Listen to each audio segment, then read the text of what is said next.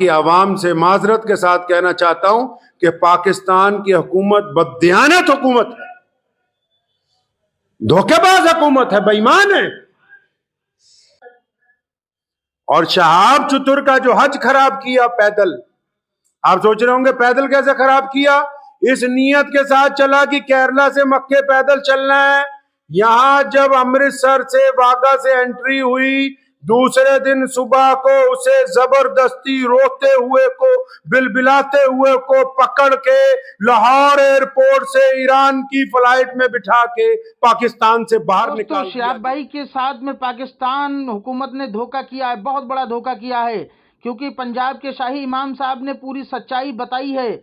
और दोस्तों, शहाब भाई जब पाकिस्तान बॉर्डर पर पहुंचे और उनको पकड़कर लाहौर एयरपोर्ट पर यानी प्लेन में बैठा दिया, शहाब भाई रोते रहे, बिलखते रहे, चिल्लाते रहे, लेकिन पाकिस्तान हुकूमत ने उनकी एक ना सुनी। तो आइए दोस्तों, ये वीडियो दिखाने से पहले आपसे मेरी गुजारिश है कि वीडियो को आखिर तक जरूर देखें, और वीडियो पसंद आए तो दिल से लाइक कर दें, अपने तमाम दोस्तों के साथ शेयर कर दें, और अपनी कमेंट का इजहार कमेंट बॉक्स में ज़रूर बताएं कि पाकिस्तान हुकूमत ने शहाब भाई के साथ अच्छा किया या गलत किया है। तो आइए दोस्तों, वो वीडियो देख लेते हैं शाही इमाम साहब की। चल पड़े तो जगह जगह लोगों ने इस्तकबाल किया। यहां हमारे पंजाब में जब एंटर हुए तो मैं उनसे मुलाकाती हुआ। हमने कहा हमारे लायक जो खिदमत होगी बताइएगा। तो चंद दिन बाद उनका पहली दफा फोन आया कि सफर जो है वो आहिस्ता करना पड़ेगा, क्योंकि पड़ोसी मुल्क वाले, जब मैं चला था जाने से पहले पाकिस्तान की एम्बेसी में गया था, वीजा मांगा था, तो उन्होंने कहा कि जब बॉर्डर के करीब पहुंच जाओगे तब वीजा दे देंगे, ताकि मियाद 3 महीने की होती। तो अब जब आ गए, करीब आ गए, तो कहते हैं आज देंगे, कल देंगे, परसों देंगे, नरसों देंगे। तो जब और करीब आ गए तो वो चुपी हो गए, भी देंगे वीजा के नहीं देंगे। फिर एक झूठी अफवाह उड़ाई गई उनकी तरफ से, पड़ोसियों की तरफ से, कि जी भारत की सरकार जो है चिट्ठी नहीं दे रही। मुझ तक ये बात पहुंची, मैंने कहा जिनसे वीजा मांगा दरखास्त लिख के, क्या उन्होंने लिख के हमें एतराज दिया कि चिट्ठी लिखवा लो अपनी हुकूमत से? ये तो अजीब बात हो गई। जिनके घर जाना है वो कहते हैं कि पहले पीछे वालों से चिट्ठी लिखवा लो। भाई जिनके जाना है वो बुलाने के लिए तैयार नहीं है, लोगों को गुमराह करने के लिए। और जब हमने इसमें एतराज किया तो फिर वो चिट्ठी वाली बात जो है वो गायब होनी शुरू हो गई। शहाब भाई अमृतसर के खासा में बैठ गए जाके। अब उन्होंने नई बात शुरू कर दी कि अच्छा ईरान का वीजा ले आओ, तब तुम्हें यहां से गुजरने देंगे, क्योंकि अगर हमने तुम्हें वीजा दे दिया, आगे जाने का रास्ता ना हुआ, तो हम कहां रखेंगे भाई तुम्हें।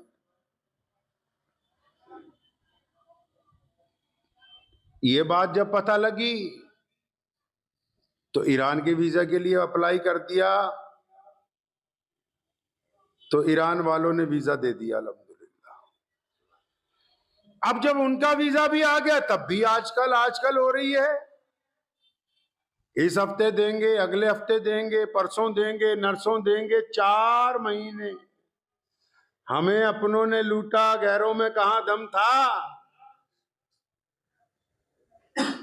मैं कह रहा था एक साथी को, लोहे को तो लोहा काटता है ना। ये तो जा रहा था बैतुल्ला की तरफ। भारत की सरकार ने तो कोई एतराज नहीं किया। मैं ये इसलिए नहीं कह रहा हूं कि ये हमारी सरकार है, इसलिए कह रहा हूं कि दुनिया की सबसे बेहतरीन बड़ी तादाद में मुसलमान इस मुल्क में रहते हैं, और हमें पता है कि अपनी हकूक का, अपने दीन का, अपनी आजादी का तहफ्फुज किस तरह करना है। हमने कभी किसी से डर के कोई काम नहीं किया है। हो सकता है, होता रहता है, कुछ फिरका परस्त शोर मचाते रहते हैं, लेकिन इसका मतलब ये तो नहीं कि हमने अजान देनी छोड़ दी, नमाज पढ़नी छोड़ दी। इसका मतलब ये तो नहीं कि हम दीन पे नहीं चलते। इसका मतलब ये तो नहीं कि हम अकायद की हिफाजत नहीं करते। मुल्क का, हमें इस बात का फख्र है कि हमारे मुल्क का कानून इस हद तक मजबूत है कि अगर मजलूम आदमी हक और इंसाफ की लड़ाई लड़ने पर आ जाए तो किसी ना किसी मुकाम पर जाके आज भी इंसाफ का डंका इस जमीन के ऊपर बजता है। आजकल करने लगे जी। फिर उनको कहा कि चुप हो जाओ बिल्कुल, और अपने मीडिया को कहा कि शोर मचाओ कि चला गया है, चुपचाप निकल गया पाकिस्तान से। तो वहां के 2-3 बेईमान यूट्यूबर जो हैं, जो धोखा देने की बात करते हैं, उन्होंने मुहिम चलाई कि जी चला गया है, निकल गया है, गुजर गया है। जब ये बात पता लगी मैं फिर उनके पास गया। मैंने कहा अगर हम चुप रहेंगे दुनिया को हकीकत नहीं पता लगेगी। जब लाखों मुसलमानों के जज्बात आपसे जुड़े हैं तो बताइए लोगों को कि मैं यहीं हूं।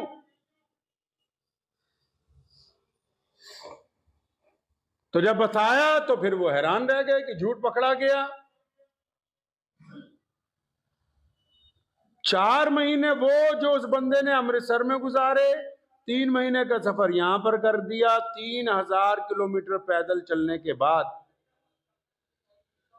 मैं बड़ी माफी के साथ पाकिस्तान के तमाम उलमा रब्बानीयीन ने, हर जगह हर बंदा नहीं खराब होता, और वहां की आवाम से माजरत के साथ कहना चाहता हूं कि पाकिस्तान की हुकूमत बददियानत हुकूमत है, धोखेबाज हुकूमत है, बेईमान है।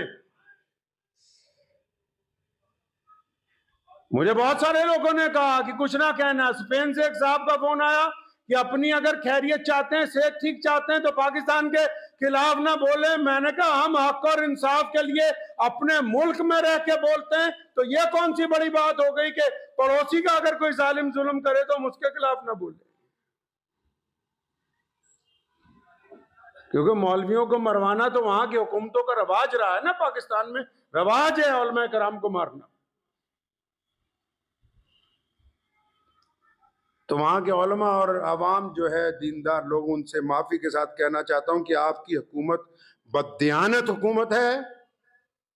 और शहाब चतुर का जो हज खराब किया पैदल, आप सोच रहे होंगे पैदल कैसे खराब किया। इस नीयत के साथ चला कि केरला से मक्के पैदल चलना है।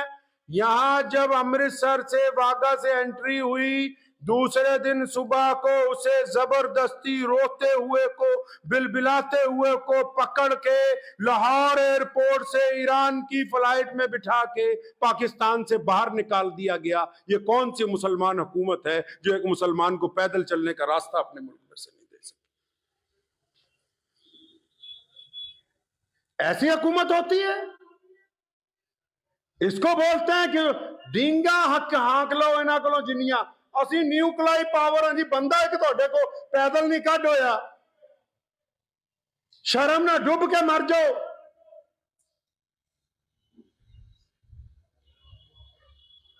कितना करम है। मैं आप ये देखें, हम इस मुल्क में, अलग बात है जो फिरका परस्त कुछ कहते हैं, और जब कहते हैं तो उलमा उसका जवाब देते हैं, अदालतें उसमें इंसाफ करती हैं। लाखों मुसलमान नमाज पढ़ते हैं, सजदे करते हैं, इज्तिमा होते हैं, एक मुसलमान को पैदल रास्ता नहीं दे सके। एक उसका कसूर क्या है जी कि वो भारत में पैदा हुआ, क्योंकि वो हिंदुस्तान में पैदा हुआ है जी। काश के हिंदुस्तान की भारत की सरहदें ईरान तक लगी होती तो आज ये बंदा खैरियत के साथ चलता हुआ मक्का मुकरमा अपनी उम्मीद, और जो उसने अल्लाह ताला से अपनी उम्मीद दिल लगाया कि मैं पैदल वहां तक पहुंचूंगा, आराम से चला जाता। तो इस हुकूमत ने क्या बेईमानी, इस बेईमानी में सिर्फ पाकिस्तान एम्बेसी के अफसरान नहीं, शहाब चतुर टीम के कई गद्दार शामिल हैं, जो चतुर के नाम पर बिरयानियां भी खाते रहे, जेबें भी गर्म करते रहे, और बाद में घड़ियाली आंसू रो के मुसलमानों को दिखाने भी लगे। वो बेईमान यूट्यूबर गिनती के चंद ईमानदारों को छोड़ के जो सारा दिन धोखा देते हैं, बिल्कुल जैसे रसूलुल्लाह ने गेहूं की बोरी में हाथ डाला, नीचे गीला गेहूं था। जो यूट्यूबर सारा दिन झूठ बोलते हैं सिर्फ चंद चांदी के सिक्कों के लिए कि 5,000, 10,000, 50,000 आमदनी हो जाए, दबा के झूठ बोल रहे हैं, तो ये भी तो मोहम्मद रसूलुल्लाह सल्लल्लाहु अलैहि वसल्लम के उसी हुक्म में शामिल है।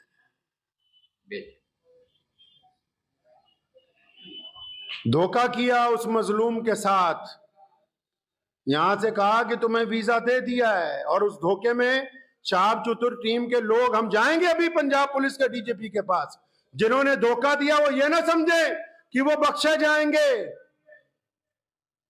एक एक बंदे का नाम, उसके सारे फोन, उसकी डिटेलें, सब कुछ कहेंगे हम अपनी हुकूमत को कि इकट्ठी करके पता करो किस किस ने बेईमानी की है। अगर लाहौर से ईरान बाई एयर ही जाना था तो यह कौन सी इतनी मुकद्दस जमीन है लाहौर की कि हम अमृतसर से ईरान नहीं जा सकते थे।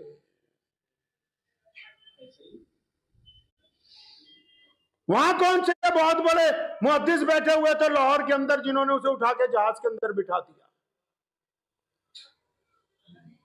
आज भी यूट्यूबर झूठ बोल रहे हैं जी, सुभान अल्लाह माशाअल्लाह, और बताओ कि रो रहा है, बताओ कि बिलख रहा है, बताओ कि उसकी उम्मीदों पर पानी फेरा गया, बताओ कि उससे बेईमानी की गई, बताओ कि शहाब चतुर को धोखा दिया गया, क्यों नहीं बोलते। एक मुसलमान के साथ बेईमानी, पूरी दुनिया के मुसलमानों को धोखा, फिर ये कहना जी असी तो मुसलमान दी सरकार है, लानत है ऐसी सरकार के ऊपर। काफिर और कहते किसको है जी?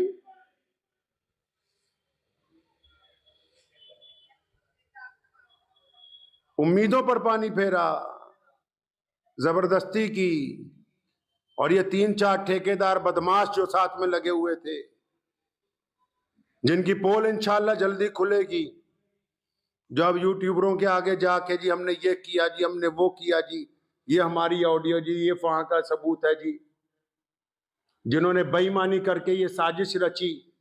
क्यों भेजा हमारे मुल्क के एक आदमी को धोखे से पाकिस्तान? अगर उसने रास्ता देना ही नहीं था, अगर वो उसको पैदल ताफ्तान तक पहुंचा ही नहीं सकते थे, अगर वो अपने मुल्क में, हमारे मुल्क में 3,000 किलोमीटर चला वो बंदा, केरला से लेकर अमृतसर तक, कदम कदम पर तमाम मजहबों के लोगों ने, मुसलमानों ने तो करना ही करना था, तमाम रियासतों की हुकूमत ने इस बात का ख्याल रखा कि चतुर आराम से गुजर जाए, चतुर को तकलीफ ना हो कि एक बंदा हज करने के लिए जा रहा है, तुम उसको चंद किलोमीटर अपने मुल्क में चलाने के बाद ज्यादती करते हो और फिर ये कहते हो कि हम मुसलमान हैं। मैं वहां के भी उलमा से, जो दयानतदार लोग हैं, उनसे गुजारिश करूंगा कि जो बेईमानी कर रहे हैं वहां बैठ के, इनकी पोल खोलिए, कम से कम पता लगे कि हक पसंद कौन है, बेईमान कौन है। हालांकि जिस अंदाज से लाहौर के लोगों ने उसका इस्तकबाल किया वो बताता था कि अवाम के दिलों में मोहब्बत है, लेकिन जिस अंदाज से वहां की हुकूमत ने उससे जबरदस्ती करके उसे अपने मुल्क से निकाला, ये साफ तौर पे ये बात वाज़ेह है कि वो एक कमजोर हुकूमत है। उन्होंने अपने मुल्क को कमजोर किया, अपने मुल्क के अवाम की ख्वाहिशात की तकमील की परवाह नहीं की, और एक हज पे जाने वाले के साथ बेईमानी की गई, धोखा किया गया। और वो ज्यादा खुश ना हो जो ठेकेदार बने थे, जिन्होंने शहाब भाई को धोखा दिया, शहाब के नाम पर अपने अपने मकसद हल करते रहे। हमारे मुल्क के इस नौजवान के साथ जो बेईमानी की गई है, इसके मुतालिक इंशाअल्लाह ताला हाई लेवल इंक्वायरी होगी। आप उस रात को तो ये किस्सा इसलिए सुनाया, पूरी दुनिया परेशान है, कोई समझ रहा वहां जा रहा, कोई वहां जा रहा। अल्लाह के बंदे, इधर पहुंचा उधर बेईमानी, ये हमारा शेवा है, यह गुनाह हो गया। हिंदुस्तान में, भारत में कुछ हो जाए, पाकिस्तान का मीडिया पूरा शोर मचाएगा, ये हो गया जी, वो हो गया। तुमने एक भारत के मुसलमान के साथ क्या किया बताओ भाई, क्या किया उसके साथ तुमने? वहां क्यों रोता हुआ गया है वहां से? वो क्यों नहीं वो पैदल चल सकता था उन सड़कों के ऊपर? आज मैं जिम्मेदारी से बैठ के कहता हूं, आज अल्लाह का शुक्र इस बात पे अदा करता हूं कि 1947 में मुजाहिद आजादी रईसुल अहरार मौलाना हबीबुर रहमान लुधियानवी ने इसी जामा मस्जिद से कहा था कि इस मुल्क का क़याम ना करो, और जब हो गया फरमाया मैं वहां नहीं जाऊंगा। ये अल्लाह का शुक्र रहा कि हम इस जमीन पर हैं, गर्चे हमारी तादाद कम है लेकिन इज्जत के साथ 5 वक्त अज़ान दे के नमाज पढ़ते हैं। किसी मुसलमान के साथ कभी धोखा देने की नौबत नहीं आती है। इसलिए आप भी याद रखें, शहाब चतुर को दुआओं में तो याद रखें, लेकिन अपनी जाती जिंदगी में ये बात सीख लीजिए, अपनी जाती जिंदगी में ये बात सीख लीजिए। धोखा जिसको देंगे धोखा पलट के आएगा। चतुर का कुछ नहीं गया, अजर देने वाला अल्लाह है, उसकी नीयत पाक थी, उससे जबरदस्ती हुई है, अल्लाह के घर तक पहुंच जाएगा। लेकिन वो बदमाश चतुर के नाम पे जो ठेकेदार बने यहाँ, जो साथ में चलते रहे, जिन्होंने मुसलमानों को धक्के भी मारे, बदतमीजियां भी की, और बाद में उसको ये नहीं बताया कि वहां जा रहे हो, वहां जाती तुम्हें जहाज चढ़ा देंगे। और वो एम्बेसी वाले जिन्होंने उसके साथ ज्यादती की है, और चलो तुमने अपनी हुकूमत को खुश कर लिया सो कर लिया, अल्लाह ताला तो उत्ते बैठा है ना, फिर जवाब तो उधर देना है ना, खुदा नू वो तो मौजूद है ना। अल्लाह तबारक व तआला की जात तो देख रही है। तुमने जो बदमाशियां की हैं, उस मजलूम के साथ जो धोखा किया, बेईमानी की है, और ये यूट्यूबर जो झूठ बोल बोल के पैसे कमा रहे हैं, ये पैसा अस्पतालों में जाना है। एक हाजी के नाम पर झूठ बोल बोल के जो दौलत इकट्ठी कर रहे हो, ये काम आने वाला नहीं है। दौलत किसी का काम नहीं आई, और मेरे रसूल सल्लल्लाहु अलैहि वसल्लम ने दौलत को पसंद नहीं किया। इसीलिए आज जुमे की नमाज से पहले आज के खुतबे में ये बात आप हज़रात को बताई कि शहाब के साथ हुआ क्या। वो ईमानदारी के साथ चला, पड़ोस के मुसलमान मुल्क ने एक मुकद्दस सफर को बेईमान बना दिया, एक मुकद्दस सफर पर दाग लगा दिया। कभी कहा कि लेटर ले आओ, कभी कहा ईरान का वीजा ले आओ, कभी कहा आज चलेंगे कल चलेंगे। साथ में जितने लगे हुए थे खाने पीने वाले, उनकी तो मौज लग गई, उनको तो फायदा हो गया। वो कहते ना, चमन के वो खुद परस्त माली जिन्हें खिजार आस आ गई हो। समझ आई है शेर की नहीं आई? कहते जो चमन होता है ना बागीचा, तो कोई बागीचा जब उजड़ जाता है ना, उसमें एक माली रहता है देखभाल के लिए, उसमें एक माली होता है। चमन के वो खुद परस्त माली जिन्हें खिजार आस आ गई हो, मतलब एक बाग है बहुत बड़ा, उजड़ गया, तो उसका जो देखभाल करने वाला है ना, वो कहता है भी इतना फल तो दरख्त से आ रहा है रोजाना हर सीजन में कि मेरा गुजारा हो रहा है। अगर ये बाग ठीक हो गया तो लोगों को फायदा होगा, बाग ठीक हो गया तो मालिक को फायदा होगा। चमन के वो खुद परस्त माली जिन्हें खिजार आस आ गई हो, वो क्यों कर ये दुआ करेंगे चमन में फसलें बाहर आए। मताए गुलशन कुछ ऐसी बाती, चतुर के वफादार दोस्तों ने ना उनके दामन में फूल पहुंचे ना इनके दामन में खा।